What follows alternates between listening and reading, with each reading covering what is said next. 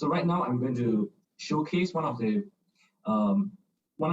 food factory in Senoko area. So basically, what is so special about this is actually it's all about demand and supply. With that kind of size for food factory, right, it's actually quite niche. So it's actually less than 10 units that's available in the market at that kind of size and that kind of location. So let's zoom right down with it. Okay.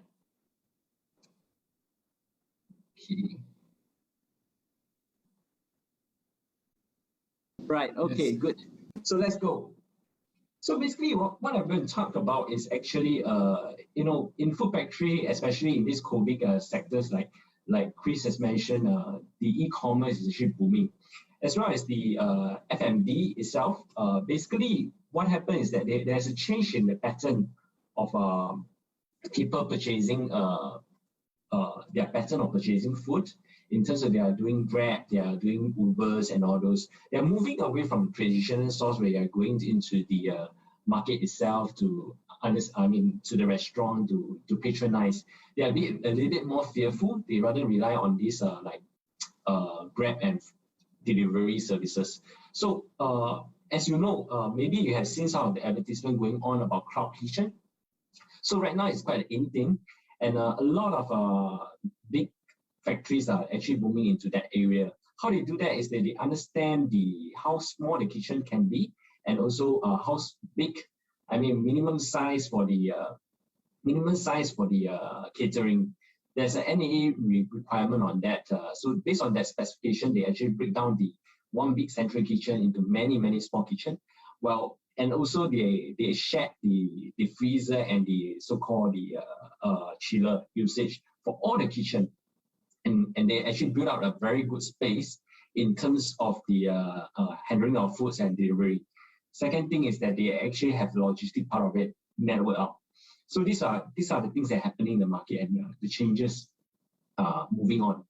So I'm going to share with you a little bit on this Senoko food factory.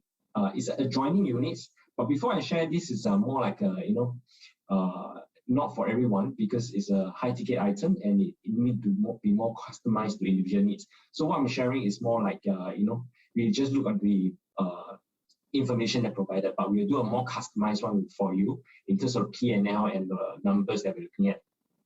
All right. So this is a valuation report. Based on the valuation report, as you can see, about 2002 and 2009 for 1G and 1F in Senoko food connection.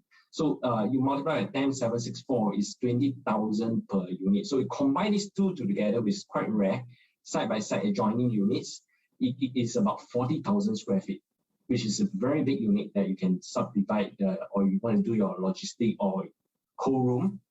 Nowadays there are lots of food coming in and people are cooking at home. So a lot of delivery can be done that way as well. All right. So in terms of how close to the fishery port. So this is one of the things. If you are doing a cold room, you want to be close to a port so that the fisheries that those fresh produce can actually come in.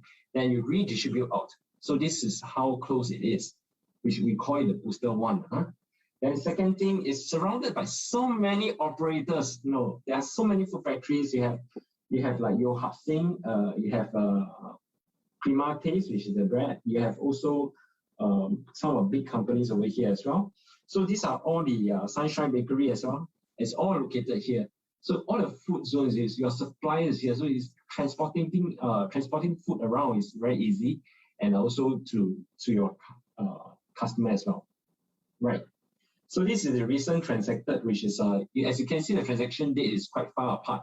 It's because they are really little supply, and those tenants or buyers, owners, when they hold on to it because of their infrastructure costs, it's not easy to move. If you demolish one of the factory, it costs you 2,000-3,100 easily. So the cost of moving is a barrier. So once you have a tenant that is a reputable one, it's very difficult for them to demolish and just move away. So it is something that once it's anchored already, likelihood they are not going to move unless the rent is super high. You increase the rent that high. If not, it's something for them to stay on. So about 9 minutes drive to the latest, nearest MRT station and bus interchange in Sembawang. If you walk, it's about 46. Usually for factories, workers, some of them, they do cycle a lot, yeah, to their dormitory. Okay, so for SLE, it's about 9 minutes drive. It's also quite good. And also for BK, it's about 9 minutes. So we did this from Google. And the project itself is about 15 years. Later, I'll do a little bit of numbers in terms of the whole scheme of things, how we look at it in the investment angle or the own use angle, right? Okay, so this is a floor plan. So it has a usable area of the first floor is about 996. On top that, we call it a void, plus the office space about 192. So the staircase about 50 meters. These are the breakdown for 1G. And 1F, we also have, if by slightly smaller, side by side, you have this office about 173. So usually what to do with that office itself, you can do your R&D, testing of food and all those, you know, that's how they use the office for in food factories. And after that, or packaging. So these are the things they do. And this actually help to use up a lot of space. And also, if you want to place your factory, your office there is also possible because it's quite a good space. Okay. This is a combined floor plan that I have. Okay, now I'm going to show you a video of what is it like inside this food factory. Just a minute. Okay. So this is the factory itself. If you look at it, it's actually they have dual entrance. This is one part of it. 7 meters ceiling height, and you have full racking all the way to the top.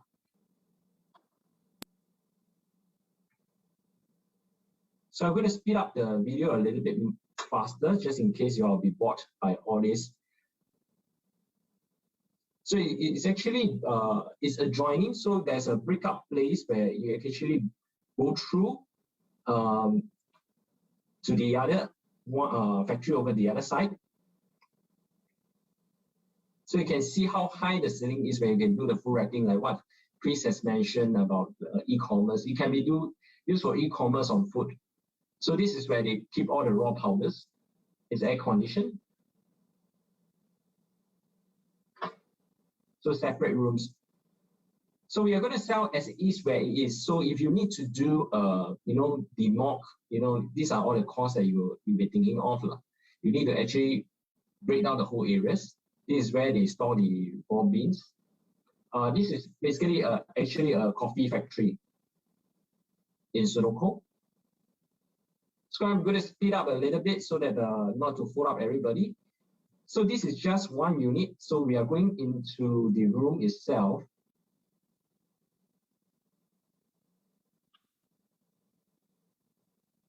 We still at the first unit.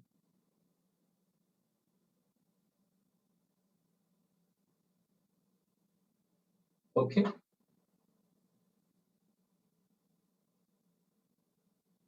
So now we're going to the second unit itself, which is actually this second part is the same unit. This is another section.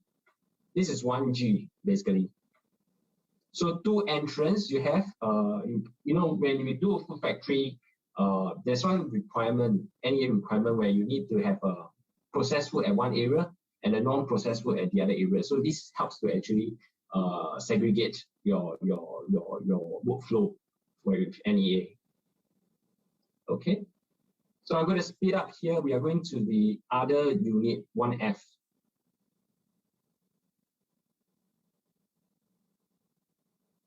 Okay, this is 1F. Same thing, there's dual shutter. So you can walk through your process flow, high ceiling. Your container can actually drive park here, access. Then you can unload and do your loading and unloading, not an issue. And we are on the ground floor, not like some ramp-up units that we have. Okay.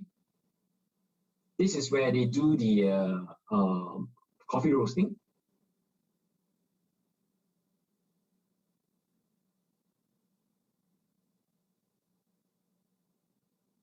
Again, it's a very big space, about 20,000 square feet. So this kind of volume itself, yeah, you can see how high, how big this area is.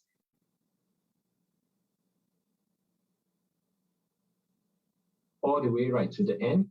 Okay, I'm going to stop my video right now so that because it's going to be to let you understand what are the structure itself and how it's going to look like. Yeah. So if you're interested in looking at the video, you can actually contact me. I will show you more and explain to you a little bit more.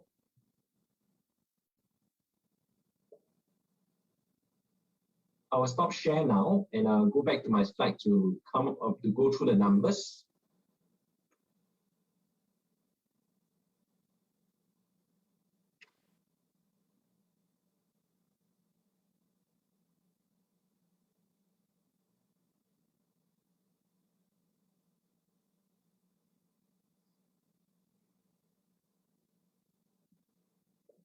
Okay, can you see my screen now? Great. Okay, here we go.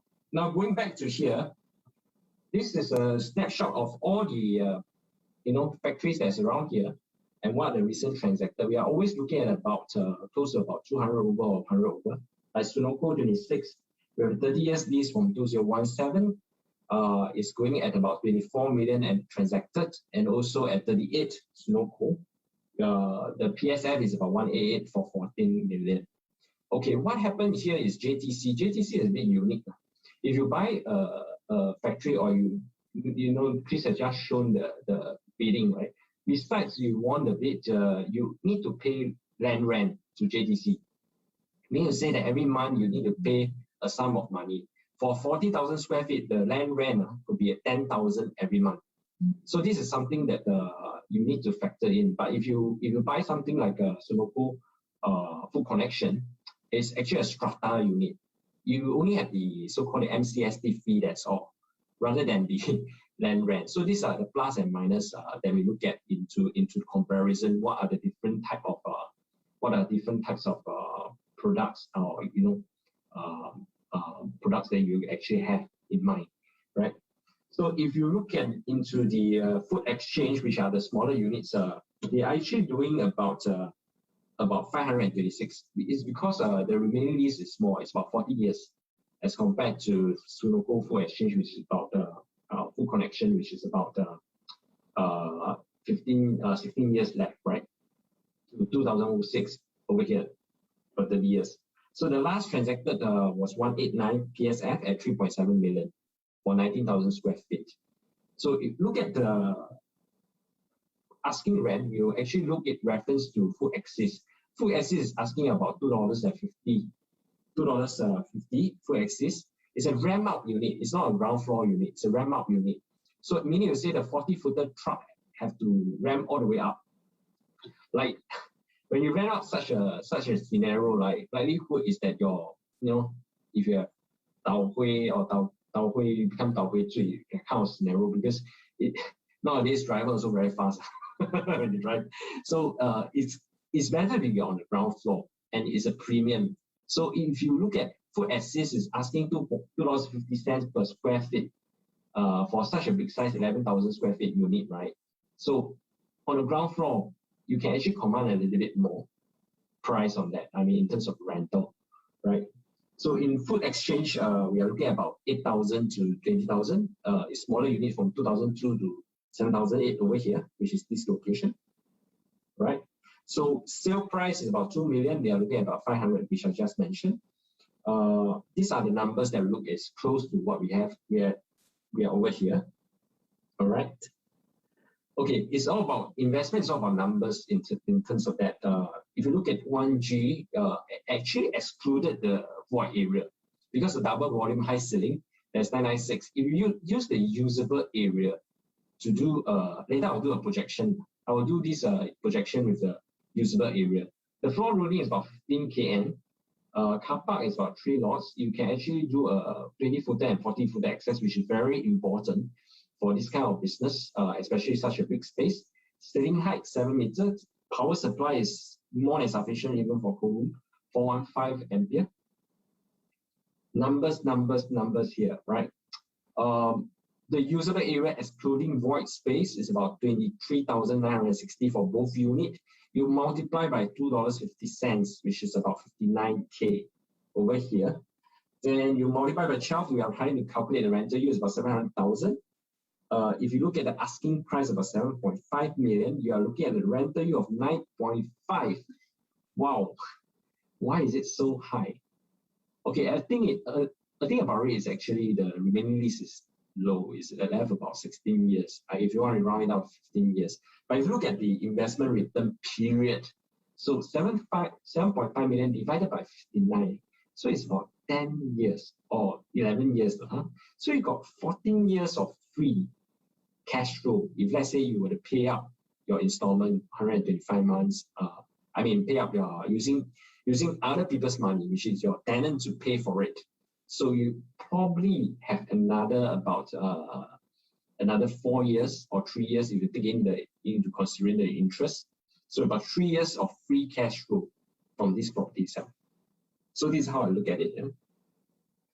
So contact me if you want to understand a little bit more. I do write a book about the 7 golden rules on property upgrading. So just contact me at WhatsApp me on this number. Okay. Now I should hand over next to my teammate Yan to talk about property next. Right, thank you so much, Mike. All right, for showing us this one in external code.